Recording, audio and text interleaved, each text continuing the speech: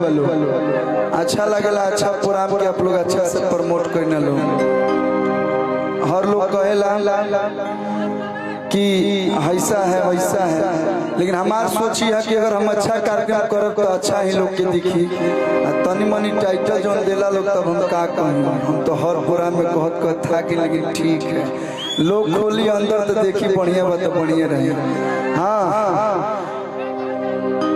आस्था जी के साथ हमारे कई सारा गाना बा कि जो पशुते ने बलम संगे खटिया लगाए तब मारेला झुलुफिया हवा साए साए रे बलम के झुलुफिया। और बहुत जल्द तू तना कह लेकिन वही से मिलता जुलता इतना गर्मी चलता जैसा ही MGR रिकॉर्ड्स पे बहुत जल्द आप सबके बीच गाना आई। लेट भइल बा यहाँ के चलते लेट भइल बा। यहाँ के बहुत बिजी रहनी है पढ़ी ना यहाँ के दुनिया में केहू पढ़त हो के चाहे मत पढ़त हो के यहाँ के जरूर पढ़ी ना। जब फोन करो तब एग्जाम में होता है लाइन।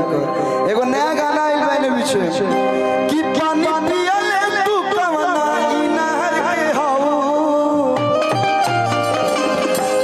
कि पानी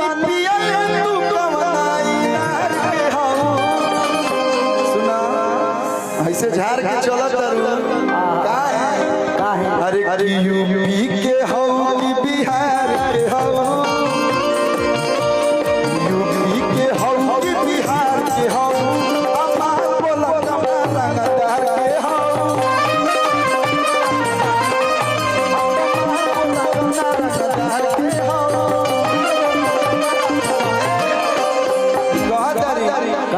आग लागे जनुआ के बोलिए से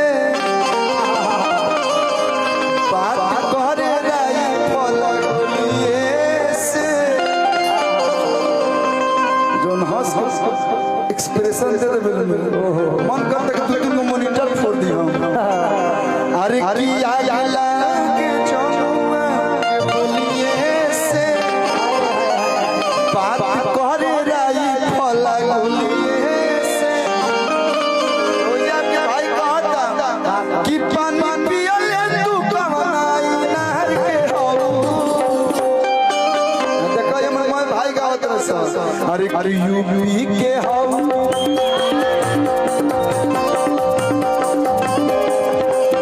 नमस्ते नमस्ते स्वागत। एक बार जोरदार ताली आप लोग बजा दीजिए। जो देखिए कलाकार की ताली बजा के स्वागत करके चाहिए। जोरदार ताली चारों तरफ बजा दीजिए।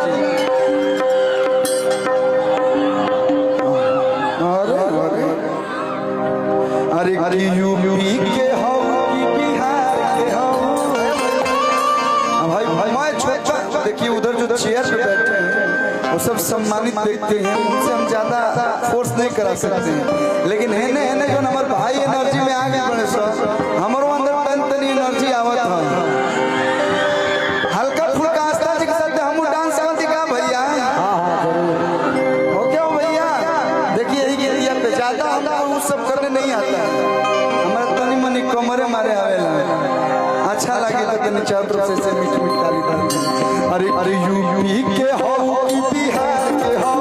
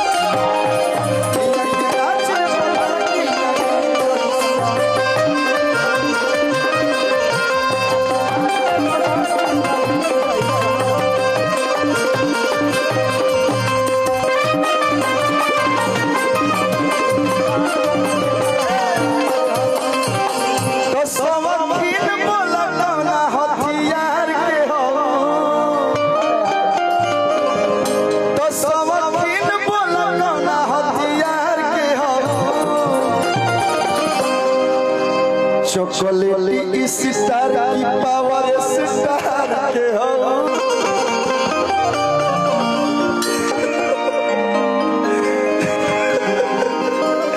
ये भाव है, गाना का राइमिंग है।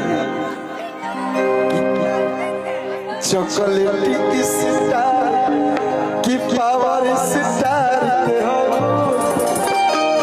वो तो इस मंच के बाद है, मंच पे हम ये जो हैं तमाम बोला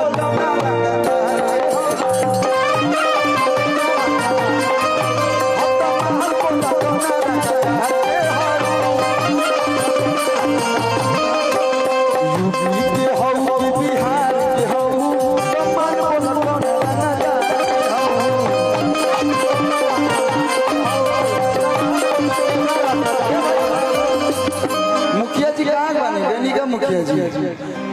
अच्छा उनको आएंगे तो उनके लिए भी एक गीत है।